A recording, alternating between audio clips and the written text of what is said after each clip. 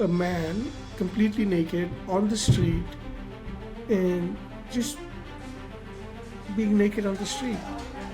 So I think humans don't do good when one set of people has power over the other set of people. And why does a psychiatrist need to go to the court? That sounds pretty scary, like getting injected with a medication against your will.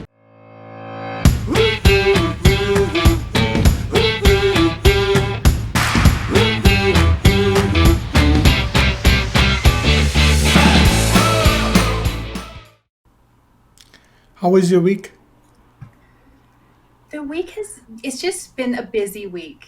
Just a lot going on. It ebbs and flows, and this is one of the big weeks, this week and next week.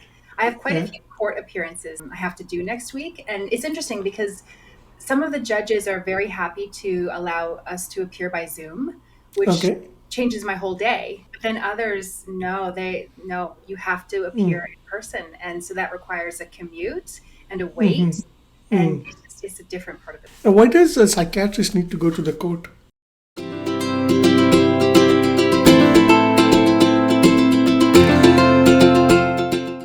Two reasons. So sometimes you go to the court as part of a lawsuit because you're Okay. an expert witness in some topic relevant to that lawsuit, like a car Okay. accident or malpractice.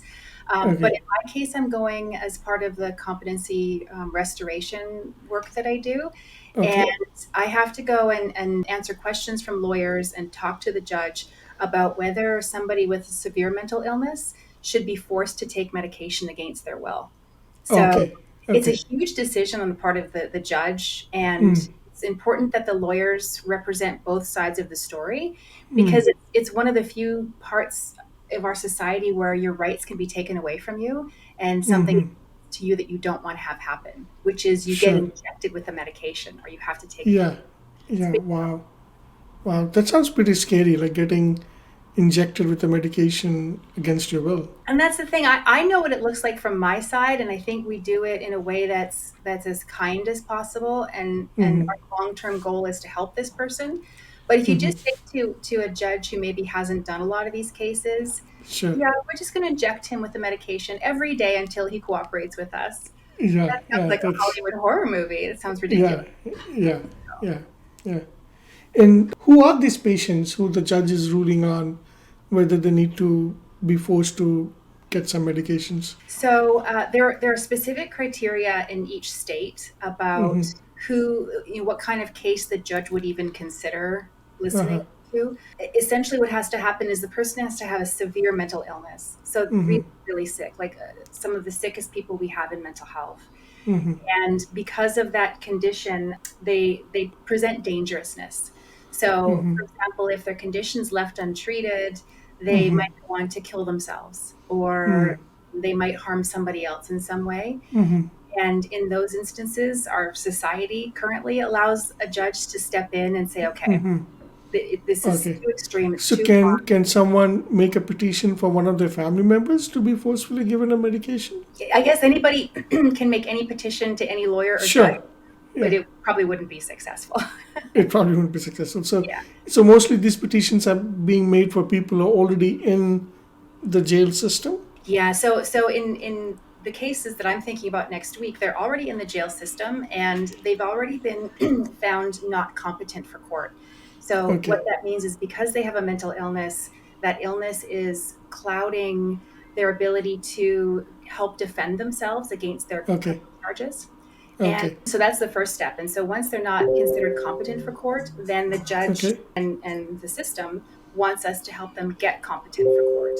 Okay. And usually that means making sure their condition is treated and making Yeah. sure that we explain to them how court works. So that's competency Okay. restoration. So the people in the jail are not competent to be presented to the court, and you're trying to get these people competent, so you want to give them medications. But then most people would just volunteer to take those medications, right? Like if a doctor is telling me, look, you're sick and you need to take medications, my first response is, yeah, sure, get me better. They've written books on how severe mental illness attacks the part of our brains that give us insight and judgment.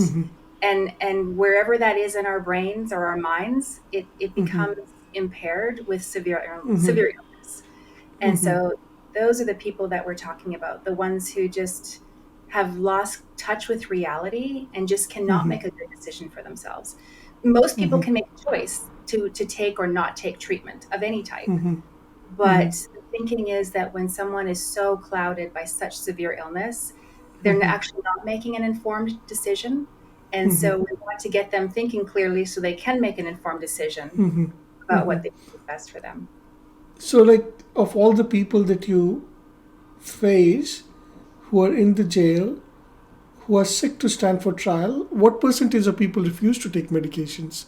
And what percentage of people actually cooperate with you and tell you, yeah, doc, thank you for taking care of me and helping me get better? What can be better than that? So there's a saying that's actually true, and it's that the jail systems and the prison systems have become the biggest mental health hospitals in America, Yes, and that yes, we've been brought to this point by decisions made decades ago when the yes, major mental health facilities, the asylums, were closed, yes, and yes, many of these people wound up with nowhere to live and ended up on the streets. And yeah, through virtue of their situation, they found themselves encountering the law and they wind up in the jails.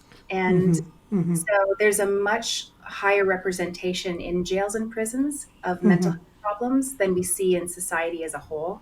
So there are wow, a lot of people in jail who have mental health problems. And we're required, all facilities are required to help their mental health services at no cost to them. So, I think it's even a constitutional right. I'm not totally sure about that, but sure, it's a big right that people have to get mental health care while in jail. So many people get mental health care. The minority of people are as sick as what I'm talking about, and these major interventions and legal decisions. Is that, do you think that's where kind 21st century society will be in future? So the future is 50, 100 years out, where we don't have, it's kind of like asylums, they scare me because we've all read about abuses at asylums, and we've all read about experiments where if you give one set of people a lot of power, like the Stanford prison experiment, where this professor made one students the wardens and the other group of students the prisoners, and the wardens very quickly started abusing the prisoners. So, so I think humans don't do good when one set of people has power over the other set of people. An asylum is ripe for that, where one set of people, the doctors and nurses, will have a lot of power over people who are in the asylum. And in that situation, because of how humans are made, leads to abuses.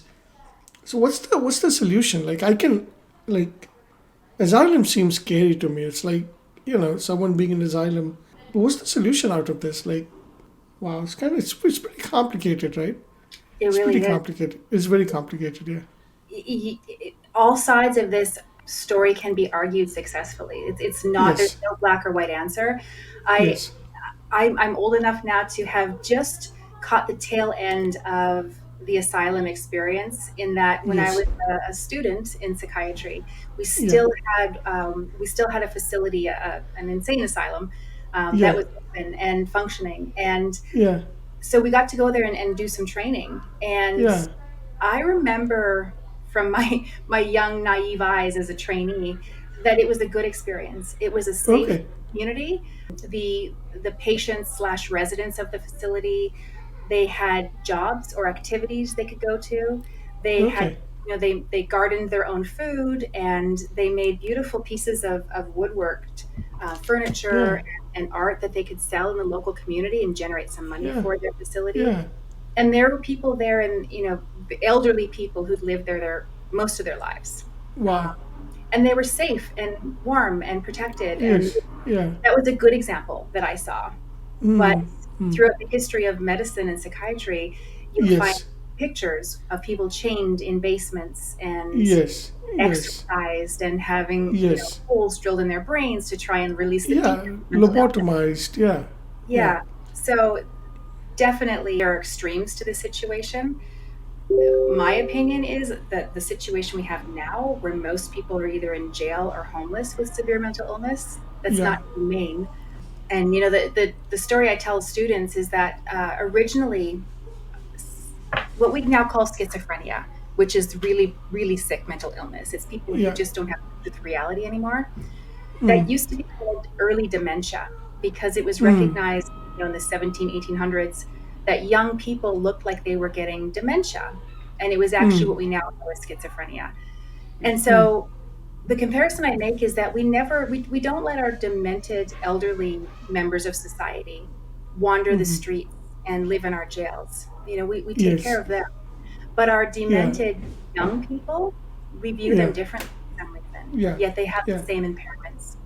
Yeah. Yeah. I think the society doesn't like to see a plane crashing, though a plane crashing once a year is much better than 50,000 people dying a year on our roads through auto accidents. But our society is okay with a lot more people dying in our roads on auto accidents, and there's no hue and cry about it. So I think the similar effect happens with asylums, because when you see a person in the basement in chains, that's like a plane crashing. That image shocks you out of your conscience. Like, what is this? So society doesn't want that, but in return, the society is okay with this slow burn. The amount of burn is bigger than that one burn, but the slow burn of homeless people on our streets, mentally sick people being in jail because they stole some food, like, that's a slow burn. And somehow the society thinks, oh my god, the problem is too huge to handle, so let this slow burn happen. But I don't want to see a person in chain in a basement in an asylum where 99 other asylums might be functioning well. I'm obviously an advocate for mental health and for protecting the people I think are very vulnerable in our society. But like I said, there are people who very much disagree with that philosophy and argue very strongly that people have rights, and they have the right to be ill if they want to be ill. They have the right Yeah. to live on the street if they want to live on the Yeah. street. Yeah. And Yeah. that thinking is what shifted us to where we are today and Yeah. closed those Yeah. facilities. Yeah. I can go to downtown. Well, I do get to go to downtown San Francisco. It's very beautiful, but going to downtown San Francisco, it's like is also difficult, because I remember I have the Caltrain station right beside my home here in Palo Alto, and I like to go on the Caltrain station with my daughter. And 6 months or so ago, we get down on the Fourth and King station in downtown, and we get out and we see a man completely naked on the street, and just being naked on the street right outside the train station. And my daughter asked me, like, why is he naked? Doesn't look like he's taken shower in months. And like, you don't want your 6-year-old daughter seeing a naked man on the street like that. And it was like people had just given up. The whole system had given up. Like, I don't think the EMTs were showing up anymore. I don't think the ambulance was showing up anymore. I don't think the homeless shelter guys were showing up anymore. He was just naked on the street. Like, it was just, people had just given up. And I can vouch personally, having worked in several jails in various states in this country, the vast majority of staff working in these jails are compassionate people, Yeah, and yeah, honestly scoop these people up off the street and return them back to the street in a better condition than when we received them. yeah, That was a mission statement from one of the captains in a jail I used to work with, is we yeah, want them to go back out in just a bit better condition than we received them. And yeah, so Hollywood and movies want to portray awful stories because they're much more interesting, yeah, of yeah, abusive jailers and yeah, wicked yeah, yeah, psychiatric nurses, yeah, but yeah, that's not been my experience in yeah, multiple yeah. places. No, I think 99.9% are good people trying to do a good job, and they all want to go to sleep thinking they did something good today. But it's complicated, right? Mental health, I think, is so complicated.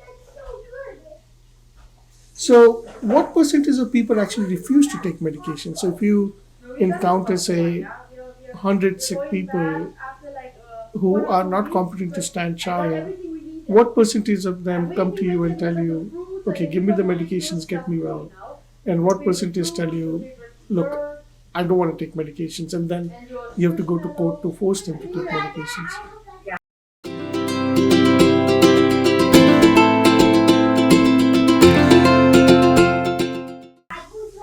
I can think of easy numbers from one facility. The one facility has about 1,400 inmates. Okay. And so I call them inmates when they're not my patients, but once I prescribe for them or I treat them, then they are still inmates if they're my patient. Yeah. There are about 1,400 inmates. And in that facility, I believe we have about 18 beds or 18 cells for Okay. the very sick people who need to be forced to take medication and are under court order Okay. for that purpose. So 18 Okay. people out of, you know, 14, 1,500 in one facility. Wow. There are So probably more 18 people. people, but that's the space that we have. So, Okay. And so 18 people the court has already ordered for you to that you can force them to take medications. So, right. but my question is still a bit nuanced, and I don't know if you're actually skirting my question or I'm not phrasing it correct. So, my question is that out of the people who you encounter are sick to stand for trial, say the 100 people who are sick to stand for trial, you go to 60 of them and they say, yeah, doctor, give me the medications, I'll take them. And maybe a smaller percentage say, look, I'm not going to take the medications. You'll have to force me down to put meds in my body. Like, what percentage of people say, I'm not going to take your advice? Yeah, yeah. I don't want to So, take that medication. yeah. So I would say probably 1 out of 10. And One that's out of just, 10. yeah. Yeah. So every week I have to do new assessments on people who are in exactly the situation you're describing. You know, Yeah. they've been found not competent for court, and a judge is asking, should we force this person to take medication or not? Okay. And the vast majority of that population will say no to taking medication. And maybe 1 in 10 will say, yes, I'll do it. Oh, wow. So actually, 9 out of 10 will say, look, I don't want the Right. meds. Yeah. Wow. Okay. So 90% will say, I don't want the meds. But I also will say that once that 9 out of 10 have been treated and they're healthy and clear thinking, Hmm. I think probably 9 out of 10 of those are grateful that Yeah. that Yeah. they received treatment and they're thinking clearly, and they would say, if this ever happens to me again, I want you to treat me again. If I can't tell Yeah. you what I want, this is what I want. I want to be Yeah. comfortable. Yeah. Yeah. Yeah. Yeah. Very interesting. Wow.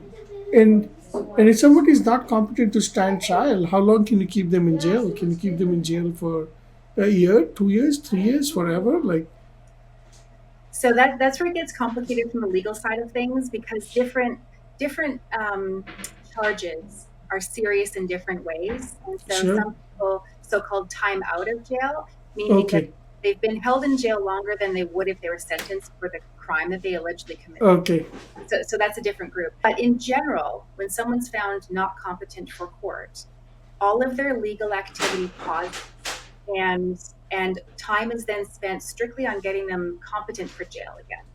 And Mm-hmm. that can take anywhere from weeks to 1 or 2 years. People can Mm-hmm. be in treatment for a very long time while waiting to become competent again, and nothing else Mm-hmm. happens with their case until they're competent. So Mm-hmm. it's a big deal because it can be a big delay in somebody, in resolution to their legal situation while they're waiting to Mm-hmm. get help to Mm-hmm. resolve it. If that makes sense. Mm-hmm. Do you think mental health is easy to fake? Like, do you think a patient can come in front of you and fake being sick? Or do you think for a trained psychiatrist with 30 years of experience, you can see through that and you can find those inconsistencies pretty quickly? I think that it's very difficult to recognize faking from a one-time experience. So if I Yeah. just talk to you today, if you tell me you've Yeah. got some symptoms and you show some Yeah. signs, I can't. I don't know. Maybe Yeah. not. Yeah. But the beauty of the facilities I'm talking about is that there are many eyes on these people. We've Mm. got psychiatrists and nurses and Mm-hmm. uh, prison guards and Mm-hmm. lawyers, and people encounter these individuals multiple times over time, and all of Mm-hmm. that information is considered. And Mm-hmm. so as you start to consider all available information and see Mm-hmm. patterns in how a person behaves, I think we get Mm-hmm. better at recognizing faking. Mm-hmm. But to accuse or to allege that somebody is faking an illness is a major declaration, and Mm. psychiatrists don't say it easily. Yeah. Yeah. Not a Yeah. default decision that most would make easily. Yeah. Yeah. Wow. So you are literally at the crossroads of mental health and the criminal justice system, which is which intersection is fraught with a bunch of moral ethical dilemmas and also very sick people. That's a difficult crossroads to be in. So how do you like deal with coming back home after having met, say, some of these people, like, and just being okay in your own mind? How do you maintain your own mental health? Yeah, I'm asked that a lot, and I don't think I have an answer in terms of these are the three steps I follow to maintain my mental health as a psychiatrist. But when I reflect back on how I wound up in psychiatry, what I realized very early on is that when I was training as a medical student, I would go home and worry about people that I had seen in the day. I Mm, would go home and worry about a baby that I'd helped to deliver, and was that baby mm, okay? Or mm, I, help put stitches in somebody's hand in emergency, mm, and I worried, did I do that well enough for that person? Will they have a mm, scar? mm. I didn't go home worrying about the mentally ill people that I saw. I thought Oh, about them and I interesting. was caring of them. Yeah, but I didn't Yes. worry that I had done something wrong for them. And so I feel compassion, I feel sadness when I see somebody suffering, that Mm, affects me as a human. But for whatever reason, I guess I've been built to have the mm, confidence or the tolerance or mm, whatever it is to feel I mm. can get into the situation with these people, with these patients, and help Mm. them without my emotions taking over too Okay. much. Yeah. Okay. So it's interesting that when it was physical ailments like stitching somebody or delivering a baby, that affected you more. But just the way you're built, I think you're more easily able to handle mental health patients. Yeah. Yeah, and it's interesting because a big part of psychiatry is learning about your emotional reactions towards patients and Mm, making sure that doesn't influence negatively how you're mm, helping the person. I don't mm, know if other specialties actually have specific training in that area. mm, It's called countertransference. So this idea mm, that mm. we have feelings towards other people because we're human and they're Sure. human, but that Yeah. feeling can't interfere with the best thing for that person. Yeah. Um, Yeah. so I think that's part of it. There was one question that I was wondering over the last week. I have seen among my friends and family that the people who do physical labor, like I have some friends who are carpenters and they hang drywall. They're not depressed. One is depressed. I have a lot of friends who are software programmers, and a larger percentage of them are depressed. So, is there a correlation there? Like, why are people who have to go to work with five other guys at 8 a.m. in the morning, they get to have their coffee and then their lunch and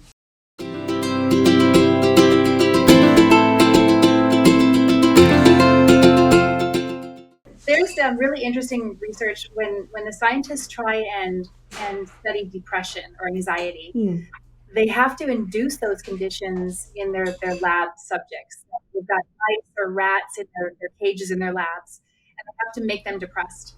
And mm, one of the strategies is to make the life of the little lab mouse uncomfortable.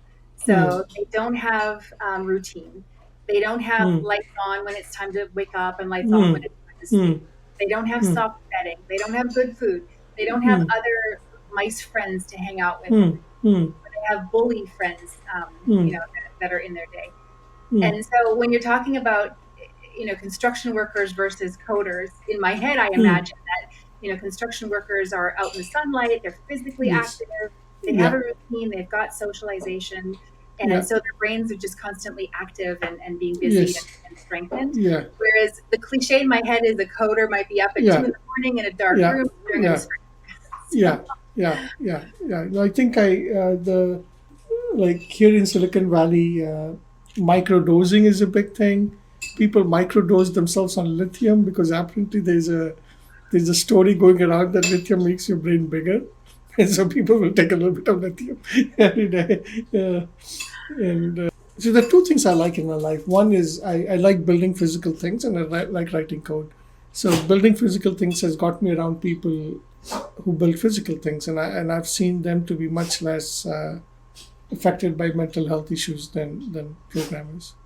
what do you like to build? I didn't know that about you. Oh, I've actually hung drywall.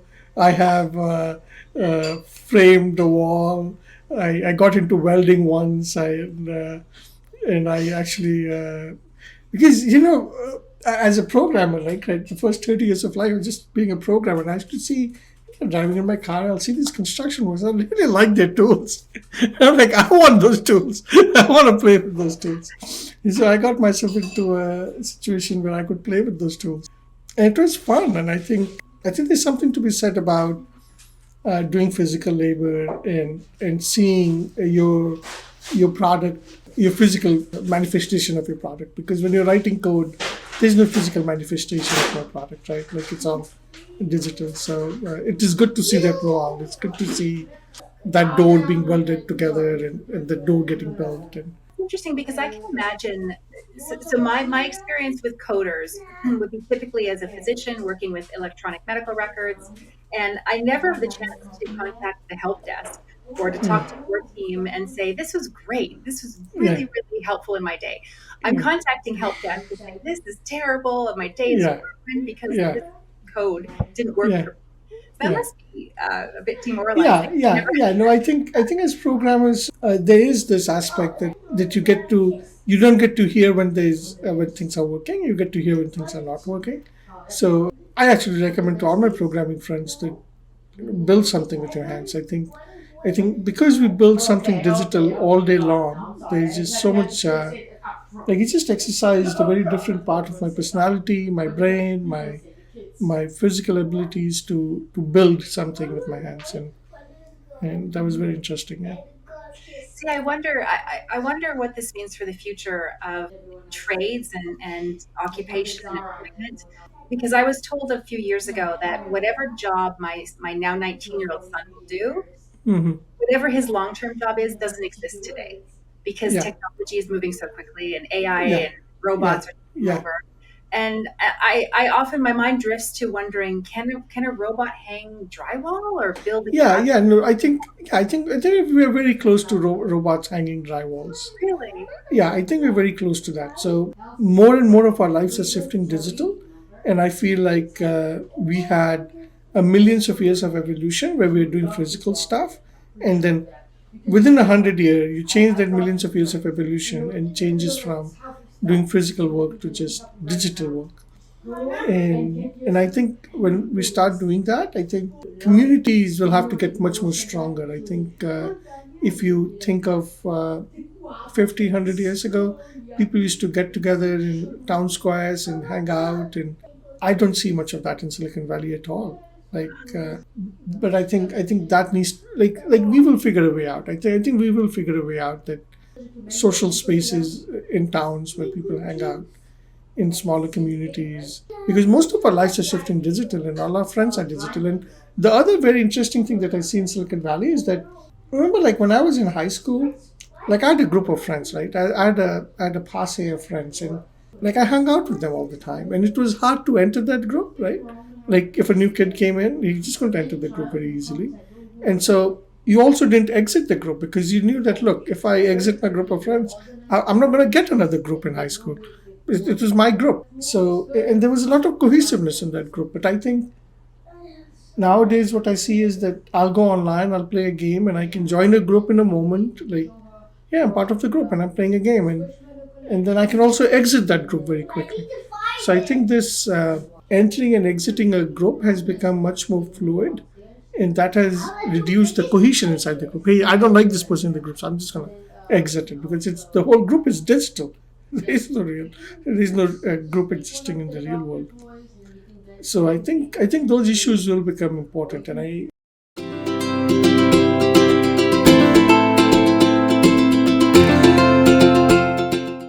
wonder how the society will adjust to what we're going to be seeing in the next 5 years. That's interesting. I was thinking the other day, I wanted to know how to make pasta in like a pressure cooker, one of those instant Yeah, pots. And I asked my husband, can you just Google that for me? yeah, And oh, forget it, I'll ask Alexa. yeah, So I just instantly used the technologies that I had, and I found my answer. And then I yeah, thought, back in the day when my mom was my age and yeah, trying to figure out how to make pasta, she would have yeah, called any of her 8 or 9 aunts or her 20 yeah, cousins because she had yeah, huge families and they all lived in proximity and they saw each other regularly. And that was yes, her Alexa was yeah, much. yeah, I don't have yeah, that. We don't have that now. yeah, yeah, yeah. So I think technology gives us a lot of good things, but it also takes away that social cohesion, the social bonding, and we have to figure a way out to inject that back, because I think a lot of us are becoming a world of one or a world of two, like a world of one, like me and my technology, or me and my partner and my technology. What about cousins, brothers, sisters, friends? All those bonds are reducing. So, yeah, Yeah, I still have. I remember back to my high school years, and I had our group. yeah, I'm yeah, still in touch with one of the group. yeah, But it's funny. It's through WhatsApp or yeah, Facebook, and yeah, I often think, why don't I just call her? This is a very yeah, long message I just typed. I should just call her and talk to her, yeah, but I yeah, don't. I still just yeah, default to the yeah, easier communication yeah, options. I guess. yeah. Yeah, there was an interesting thing that happened to me in the last week after our conversation on YouTube Shorts and how addictive they are. I uninstalled my YouTube app because I couldn't block it.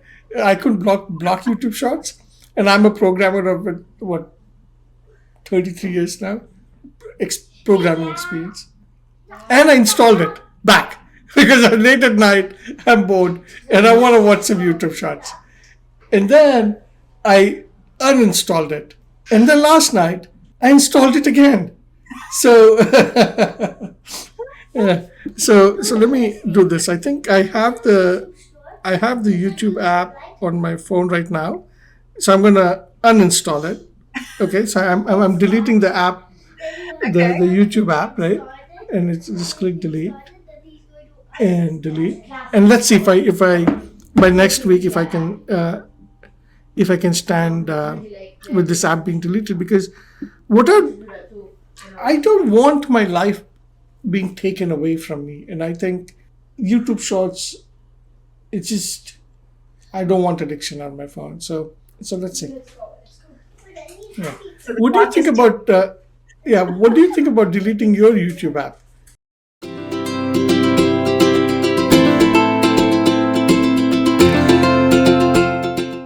So you don't No way. spend time on Shorts, no? No way. Do you know, I mean, okay, so I'm just going to lie to myself and say Yeah. that it adds to my life. It doesn't take away because I'm offered content that I would never go searching for myself. I didn't even know the content existed. And I feel I'm entertained while learning. There's one woman, and she spent a lot of time in jail and in prison, and she's now clean and sober and out of that Hmm. lifestyle. And she makes these really funny YouTube shorts about Hmm. life in jail, and it's meant to educate people about how you never want Hmm. to go to jail because this is what could happen if you're there. And they're Hmm. funny, but they're also poignant. And I find I learn from watching that. So I Okay. tell myself that I learn from watching YouTube Yeah. Shorts, but then I'll watch the hairstyling Yeah. tutorials or Yeah. whatever. And yeah, Yeah. the cat videos, the Yeah. cute and funny videos. Yeah. Yeah. For me, it's true. I get exposed to dimensions of life that I didn't know existed, but I want to be able to choose when I watch it. I don't want it to, like, at least for me. I don't know. Maybe it's different for you. Like, I'm not choosing how much time I watch it, or I'm not choosing when I watch it. It almost seems like my addiction is choosing how much time I spend on it, and what part of my day I spend on it. So, yeah, What disturbs me is that when I remember a short that I wanted to show to my family, yeah, and I can't find it by searching it, I'll go back into my history with YouTube Shorts and then see how many videos I watched in yes, that day or in yes, that time span, yeah, and it's too many. It's a lot. yeah. It's just too many. Yeah, I think the attention spans are also much less. I remember trying to watch a movie and I was like, man, why is this movie so slow? Yep. Because I'm just used to 30-second dopamine hit, another 30-second dopamine hit, another 30 seconds dopamine hit. Agreed. I used to read a lot. I've always loved reading biographies as a kid and as a teenager. That was what I read. I didn't read stories. I read about people and their lives. And I can't do that anymore. And I just thought maybe it's age, maybe it's life is Sure. busy, but I really think my attention span's decaying. Um, Yeah, yeah, yeah. And I don't think you can do anything substantial in life with a if you're not willing to put substantial attention behind it, right? Because it would yeah, seem obvious that you need to put substantial attention yeah. to to do any substantial project. Yeah. Yeah, I see my 19-year-old and he gets restless as well watching movies. I really Hmm. don't think he watches a whole lot of movies. And I can't imagine what it's like to be an educator to have to teach this generation coming up with their Yeah. complete lack of attention span. Yeah. And the fact that the teaching is often, this is a classroom for many students now. Yeah. So they've got Yeah. all their distractions around them in Yeah. their comfort Yeah. space. Yeah. It's a Yeah. different world. It's really is a different world, and it's not like it has like we've gone through the phase shift, and now we have an equilibrium. Like we're in the middle of a phase shift.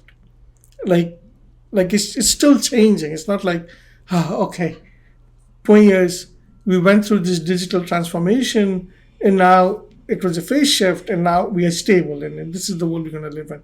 No, it's just like the phase shift is continuously happening to make more and more of our lives digital.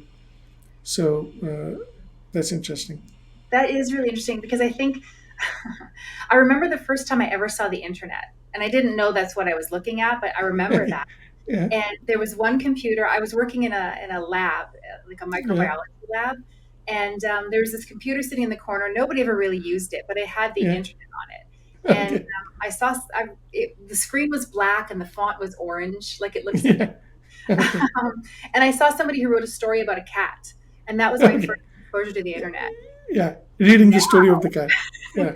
Now Yeah. I can't keep up with the different platforms or apps or whatever you call Yeah. them that are coming along. And my son told me that generations are now defined by what platforms we use. So I'm Yeah. old. I use Facebook according Yeah. to the Yeah. information. Yeah. Totally. Yeah. Totally. Yeah. Facebook is the old generation. Yeah. I guess. The new one is on TikTok, I think. I don't remember now I what guess they so. are on. Yeah. Yeah. Yeah. TikTok and Snapchat. Yeah. Anything else on your mind, Dr. Mundan, as we bring the recording to an end? This has been really fun. This is only the second time we've done this, but I Yeah. find my mind drifting through the week, and something will happen, and I'll think, oh, we should talk about this on Friday. Yeah. And Yeah. it's really neat that we can just show up and talk about whatever, or bring something to the Yeah. conversation. So Yeah. Yeah. there's nothing specific, but this has actually stimulated my mind in ways I wasn't expecting. So Yeah. I really Yeah. appreciate this. Yeah. Yeah. And I do feel that we are headed to a world where less of us will have to work, and I can see that change happen in my programming world, where I'm just so much more productive with the help of AI that I have to work less now. And as we take this progression, as we play this progression out, as we work less, I think the society, a lot of Americans already live on disability, right? I think the group of Americans who don't have to work will keep increasing because, look, my job's not needed. Computers can do my job. And they will just be paid by the government to live. It's just the way people on disability are paid by the government to live. And I feel that for millions of years, we humans, we have found meaning through our work. We have found meaning through growing food, by serving coffee, by serving food. Like, I think those are interesting conversations to have. Like, how how do people without work find meaning? You being a mental health professional, I think your voice is going to be very important and interesting to hear. That how do people find meaning when you can't find meaning through work? I think that was the other thing I was thinking throughout the week. Before we end this, let me ask you. I was thinking, what would the psychiatrist advise people like us in their mid 40s if they are having trouble with TikTok and YouTube addiction, and they don't want to take as drastic a step as deleting the app from their phone? What did you advise these group of people? Yeah. I think the first the first thing to think about is that you have to determine whether or not this experience, so we'll say your time with YouTube shorts, is interfering with your functioning and with your life. If you can objectively say that this is something you do for fun, maybe you spend a bit too much time on it, but in general, your relationships are healthy, you're productive in the activities you want to be productive in, then that's not addiction. That's just maybe maybe you spend too much time, but we all make poor choices with food and how we spend our time. So that's just the society that we're in. But if somebody's engaging in any activity to the exclusion of everything else, meaning they're not successful at work, their relationships are suffering, their health is suffering because they don't go for walks or they're not eating regularly because they're just on YouTube shorts all the time. That's an example of unhealthy choices that's probably out of the person's control at that point. And that's where I think they need to talk to a good mental health therapist who can just start to put a framework around somebody's experiences and help them see the choices that they're making and how those choices are affecting them. So, Yeah, yeah. yeah, yeah. Very well said.